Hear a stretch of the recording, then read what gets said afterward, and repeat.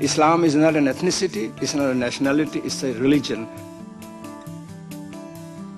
Within the Muslim community, we see a lot of anti-Semitism, we do see sexism, and we do see homophobia. It's amazing, Gideon, that you never even bother to read the rest of Islam, what Islam talks about. We will additionally be paying huge amounts of money to self-appointed Muslim representatives, usually the big mouths from their communities, who decide that they speak for Islam. For most of the last couple of hundred years, the overwhelming majority of British subjects were neither white nor Christian. This is not a new issue.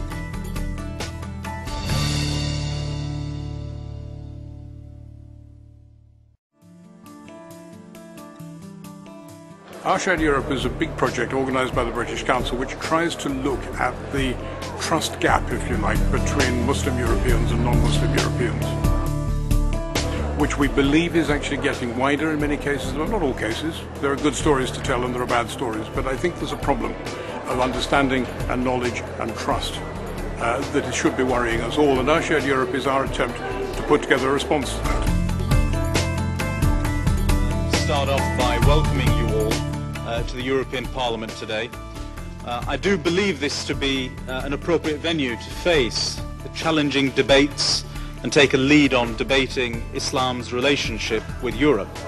Well, working with the British Council on an issue of identity was something that seemed like a perfect way in which we could share our resources to put on an event of this sort here in the European Parliament. So I'm going to kickstart this thing, and I'm going to ask a very, very general question of Chris Allen. We talk about a shared Europe, and that's the British Council project. Do we actually have one? Really, when we talk about sharing Europe and a shared Europe and the sort of identity around that, I think that we need to sort of differentiate that from the fact that we can, within that, have different nationalities, different ethnicities, different religions, different sort of social standing and so on. You know, what we really do need to do is just remember that when we share Europe, it doesn't mean that we can't share Europe without being different. We fret a lot about identity. Is that an indication that Europe itself feels very fragile about its own identity? Of course, some people feel tremendously European, but they are a tiny number. The number of people who feel European in the same way that somebody might feel Canadian or Norwegian or Japanese is tiny. Our topic today is about Islam and Europe, Islam and identity. Let me say, if I may, a couple of words about that. And I'll say these in a British context, because I don't think I'm really qualified to talk about the Islamic experience in Belgium or Germany. But it's sometimes posited as a new issue, this. For most of the last couple of hundred years, the overwhelming majority of British subjects were neither white nor Christian. This is not a new issue. The single most common complaint that I've had from Muslim constituents in the southeast of England, which I represent, is media misrepresentation. In the British Conservative delegation, we have two Muslim MEPs, Sajjad, who you heard from earlier, and Syed Kamal. But how often do you get them on Newsnight?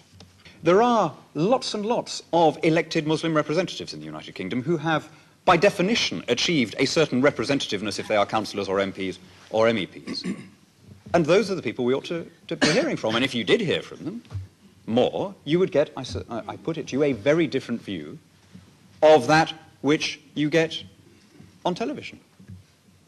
The most common sentiment I've had expressed to me by Muslim constituents in my part of the world is, this is the best place in the world for a Muslim to live. You can practice your religion freely, but you have the full civic freedoms of the law. I've never once heard a genuine person saying to me on the doorstep, actually, I think we could do with a slightly Iranian kind of legal system. Right? You only ever hear that in the mouth of one of these people who is portrayed as a spokesman or as a community leader, although he's never actually been elected or to anything or chosen to represent anyone. Sometimes some of the bigger Muslim organizations haven't helped themselves, in the sense that when there is a terrorist atrocity, quite often you would have the relevant spokesman saying, well, yeah, of course this is terrible and we condemn it, but they would then go on to make criticisms of British foreign policy in Iraq or in Palestine. Now, those criticisms may be perfectly valid, But the aftermath of a terrorist attack isn't the time to express them.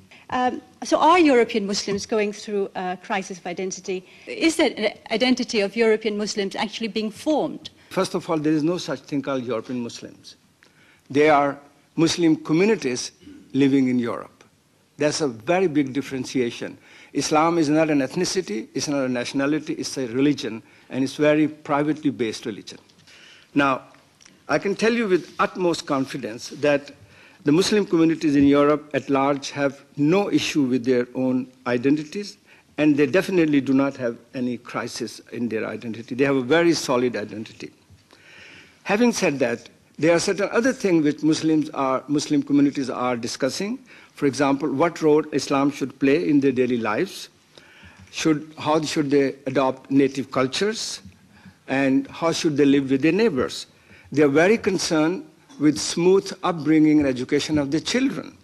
And they're also very concerned with these so-called anti-terror laws and youth alienation and radicalization. These are the issues they are working with. Now, you said that how are Muslims forming their identity? First of all, again, there is no such thing called Muslim identity. I believe that this description is labeled on them by misleading media, populist politicians, and some of them also sit in European Parliament too. And unfortunately, European intellectual and Christian churches who have their own political agenda and historical agenda. Muslim communities in Europe comprise of 60 nationalities, cultures, and ethnicities. They are as different as most Europeans are. To me, it is not the issue of Muslims forming their identities as they wish, but what identity the society is willing to bestow upon them. In choosing one's identity, 95% individuals among Muslim communities are totally dependent on the goodwill of the Europeans. And that goodwill is getting smaller and smaller by the day. So I do wish to be a European if Europe let me to be a European. Thank you. I think very interesting. What identity is Europe willing to bestow on Muslims? And is goodwill becoming smaller and smaller? So I think those are the questions I'd ask Douglas. The options we have in Europe seem to me to be twofold to deal with this issue. One is to do the following, which is broadly speaking what we are doing across the continent at the moment. It is to decide that there is a serious problem with Islamic fundamentalism which we have noticed, and as a result, for the rest of time, we will be discussing Islam, Muslims, Muslim communities. We will be having many, many seminars like this one. There will be a dialogue that goes on endlessly, and we will additionally be paying huge amounts of money to self-appointed Muslim representatives, usually the big mouths from their communities, who decide that they speak for Islam. They will, by and large, also be more radical than the people they claim to speak for. And as a result, the whole dialogue will be skewed. That's one possibility. That's what we're doing at the moment. And we've seen the problem from that again and again. We keep on making the same mistake over and over again. The second option is that Europe itself, Europeans, are better at saying what it is we believe in, what it is we are, that is, people of all faiths and none, and say where we draw the line. It's noticeable to my mind that that isn't happening at the moment. Islam is, I'm the first to concede, exceedingly complex, is not homogeneous, has very many confused ideas within it, as indeed does Europe. But there's no point in solely beating up on Europe in such a debate and solely praising Islam, because praise and indeed blame have to be shared around at least equally. But addressing Islam and saying that racism and Islamophobia can be brought together in the way they have been in recent years is, to my mind, very troubling for the following reason. I'm an atheist. I have no dog in the religious fight, as it were. But it is Islamophobic if I state the fact that I think that Muhammad very evidently made up the Quran. I also believe, by the way, that Moses didn't come down from the mountain with any engraved stones, and I think it less likely that Mary, the mother of Jesus, had a child for the first time without any interjection of the male, and more likely that a young Jewish girl told a fib. But of these three things, which to my mind are perfectly obvious, I believe that Christians and Jews put up with hearing that most of the time, and I don't get called a Christophobe or a Judeophobe for saying so, but an Islamophobe straight off, absolutely. As I say, racism does exist, and we should be addressing that in our societies, but Islamophobia as such is a crock term. It is not to have any special seminar, any special hearing, any special vocal representatives. As an immigrant friend of mine always puts it, the moment when you know you're really integrated is when you realize that being a citizen consists of simply putting up with the same old crap the rest of us have to put up with. And that's it. I'd like Chris to come in on one issue. You said Islamophobia a crock term, and since Chris is one of the authors, one of the people who actually defined this term, at least as far as I'm concerned, I'd like you to come in and answer that, please, Chris. In terms of Islamophobia, I think that Douglas raises an interesting point, and I think that it was touched upon by some of my other colleagues around the media. And I think that just to give some statistics on that, I was commissioned to do some research by the Greater London Authority a year after the 7/7 tube bombings, and we looked at the British press on a day-to-day basis, where we counted the number of articles which were related to Islam, the amount of articles which were related to Muslims, and comparing that to a piece of research that was done between 94 and 96 by Elizabeth Paul. In 2006, we found that the amount of coverage of Muslim and Islam had increased by 270% in that 10-year period. We found that 91% of that news coverage was actually negative.